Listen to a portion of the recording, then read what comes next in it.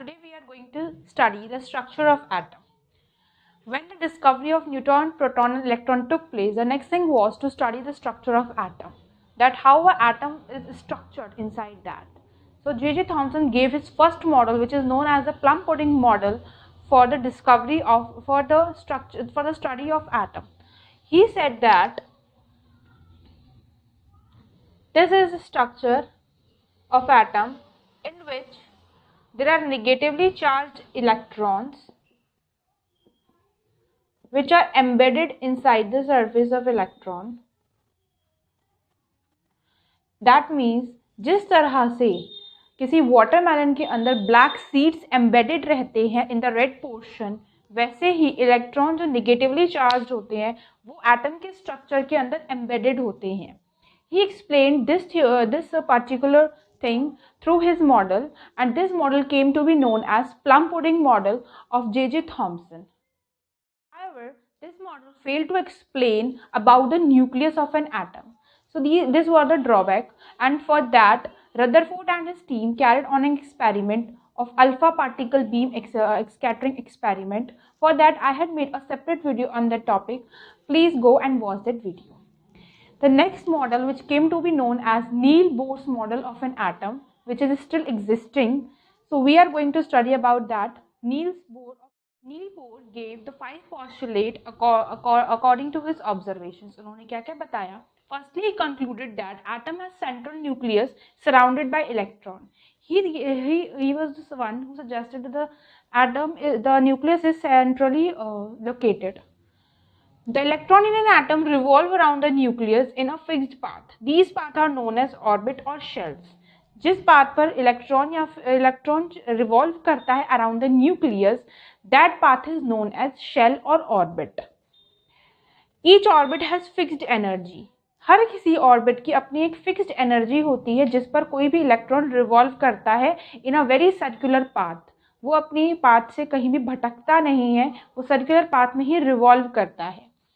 The orbits are numbered as 1, 2, 3, 4 और KLMN. उन्होंने बताया कि ऑर्बिट्स को 1, 2, 3, 4 या फिर KLMN से नंबर किया जाता है.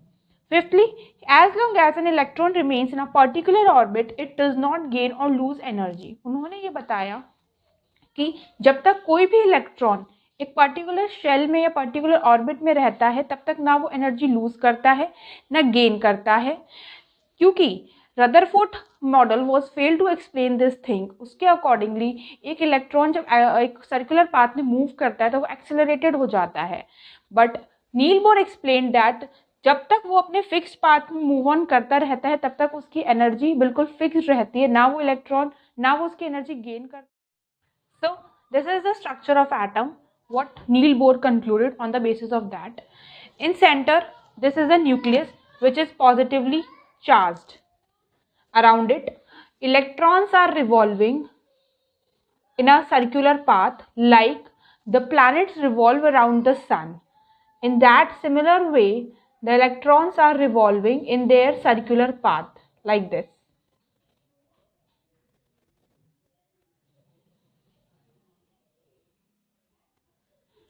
Next, he named the shells as K, L, M, N or 1, 2, 3, 4. So this is the structure of atom according to Niels Bohr. Now we will read about the electronic configuration, how to make electronic configuration of an element.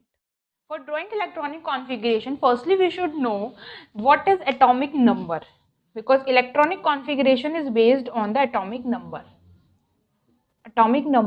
of an atom.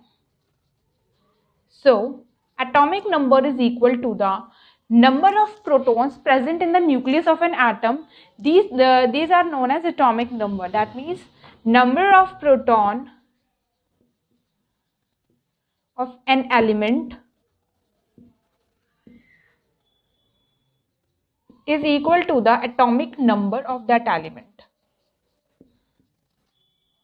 Suppose a element Z is having proton is equal to 6. That means its atomic number will be also 6. So this is the concept of atomic number. For drawing the electronic configuration, we should know how to fill electrons in these shells. So these shells are filled on the basis of 2n square. Here n represents the number of shell. So if we find out that how many number of electrons can be filled in k orbit, then what we'll do?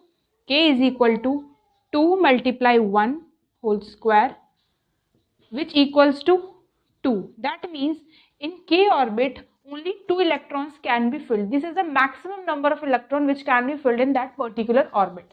That means the first orbit can have only 2 electrons in its maximum limit. If we want to know about the L, then what we will do is 2 multiply 2 whole square, which is equal to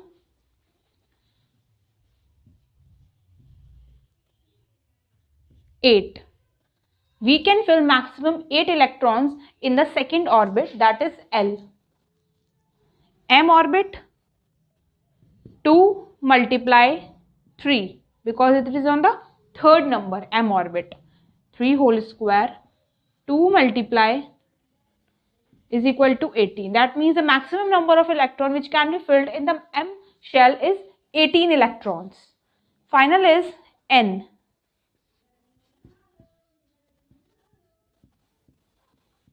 2 multiply 4 whole square,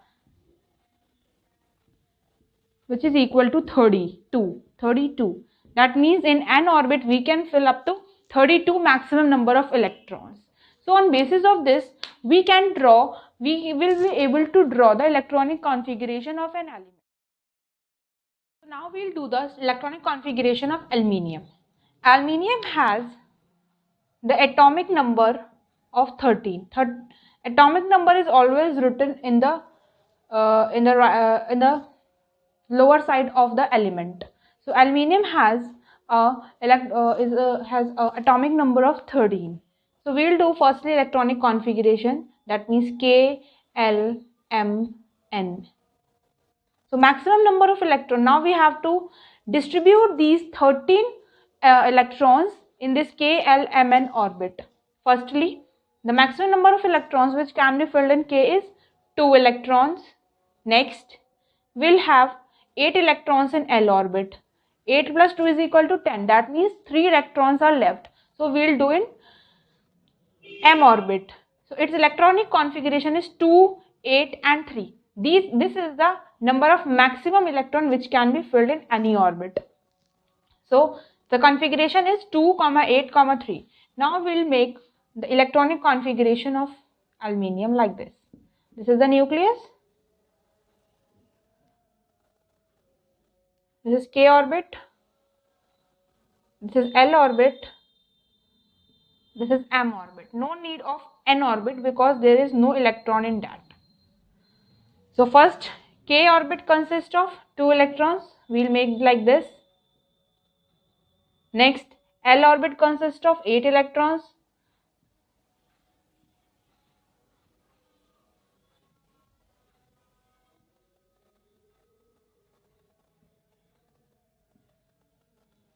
And M orbit consists of 3 electrons. So this is the electronic configuration of aluminium. This is the thing how to draw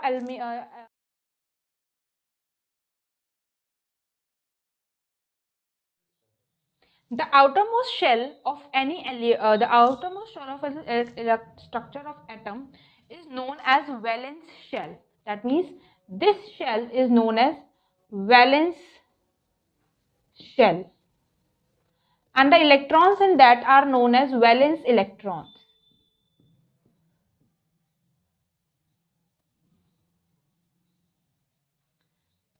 These electrons help us to know about the valency of an element. What is the formula to calculate the valency is? Valency is equal to 8 minus number of valence electron. 8 is totally common for every element. So here for aluminium, 8 minus number of valence electron are 3. 8 minus 3. So the valency of aluminium is 5. That's how we can know the valency of an. Now we will study Now we will about the study about the isotopes. isotopes. What are What are isotopes? isotopes? Isotopes Isotopes are the are elements the which elements have which same have atomic same atomic number but number different but mass different number. mass number. What is mass What number? is mass Mass number? number Mass is number the is the mass number is equal to number number of of proton